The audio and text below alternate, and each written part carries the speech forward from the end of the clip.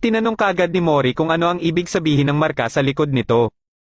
Ayon kay Ilpyo ay pagpapakita niya umano ito ng respeto kay Jin Taejin. Ikwento ni Ilpyo kay Mori ang mga pangyayari 14 na taon na ang nakakaraan. Mula nang pumanaw ang ama ni Ilpyo ay pinagkatiwala siya ng kanyang ina sa kakilala ng lolo niya at dito din niya unang nakita si Jin Taejin at si Mori.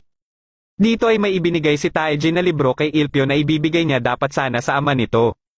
Nakapaloob sa librong ito ang bagong estilo ng Taekian na nilikha ng lolo niya na si Park Il-tae na tinatawag na Samsu Taekian na kalaunan ay siya ding ginagamit ni Ilpyo. Kasamahan ni Taejin si Il-tae sa isang misyon at dito na din umano ito nasawi. Nang kinukumusta na ni Ilpyo kay Mori si Jin Taejin ay biglang inatake ni Taek si Mori at nasangga ito ni Ilpyo katapos ay umalis din kaagad si Taek. Nang malaman ni Kyo ang pagkamatay din ng asawa at anak ni Sim Bangsa ay sinugod niya si Mujen dahil umano pinabayaan lang itong mangyari ni Mujen. Ngunit tumilapon lang siya nang gamitin ni Mujen ang charyok nito at hindi na siya makagalaw. Nalaman na lang ni Kyo na buhay pa pala ang asawa at anak ni Sim Bangsa. Gamit ang charyok ni Pina Marionette ay gumawa ito ng peking asawa at anak ni Bangsa na siyang pinatay ng mga taga-Nox. Nang magkita si Kyo at Dewi ay nakiusap si Dewi na tulungan siya nitong magsanay para magkaroon din umano siya ng charyok. Marami umanong dahilan si Dewi kaya gusto niya itong makamit.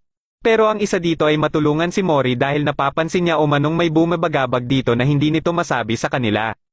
Pinulong ni Mujen ang mga commissioner para sabihin na iligpit kaagad ang sinumang miyembro ng Nox na makakaharap ng mga ito kasama na din ang traidor sa kanila. Para mapigilan ang mga ito na iligpit ang susi na siya umanong banta sa God umano na pinoprotektahan ng Nox. Isinagawa ang paligsahan na God of High School para mahanap ang susi na ito at ito din ang dahilan kaya nangingialam ang Nox sa paligsahan. Nakatanggap naman si Mori ng sobra na naglalaman ng isang mapa na may kasamang litrato ni Jin Taejin. Dali-daling tumungo dito si Mori kaya nung mag-uumpisa na ang kanilang pangalawang laban kalaban ng Jeju ay hindi nila ito makita. Ayon pa kay P ay kaya pa naman nila manalo sa match kung mananalo sila sa dalawang sunod na laban. Kaso ang problema ay suspendido pa si Dewi dahil sa ginawa nito nung laban nila Taek at Jugok. Kaya kahit manalo pa si Mira sa unang laban ay wala silang maisasabak sa susunod na laban. Nagpasya sila na hahanapin ni Dewi si Mori habang lumalaban si Mira para sa unang laban. Pagkadating naman ni Mori sa lugar ay kaagad niyang nakita si Jin Taejin.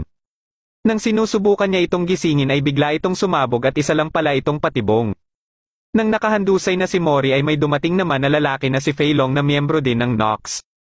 Na naatasan na iligpit umano ang sa tingin nilang mahihina na kalahok sa paligsahan para mapabilis ang paghahanap sa susi. Pagkatayo ni Mori ay ginamit ni Fei Long ang kanyang charyok na doppelganger at ito ang mga nilabanan ni Mori. Dito ay nakita ni Mori ang totoong mga miyembro ng Jeju team na siyang kaharap ngayon ni Mira.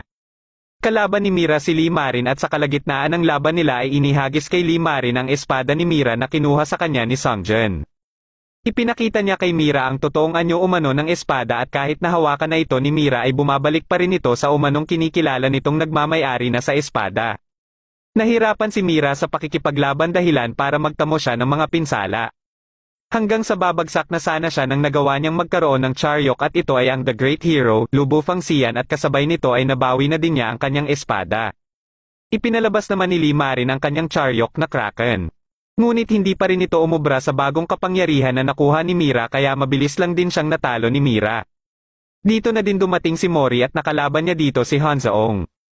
Sa galit ni Mori ay hindi man lang nakaporma si Hanseong at ginawa din niya dito ang pambubugbog na ginawa niya kay Fei Long. Pinapanood naman ng mga miyembro ng The Six ang laban nila. Ginamit kaagad ni Mori ang Blue Dragon Kick na sinundan ng Twin Blue Dragon Kick na nagpapanalo kay Mori.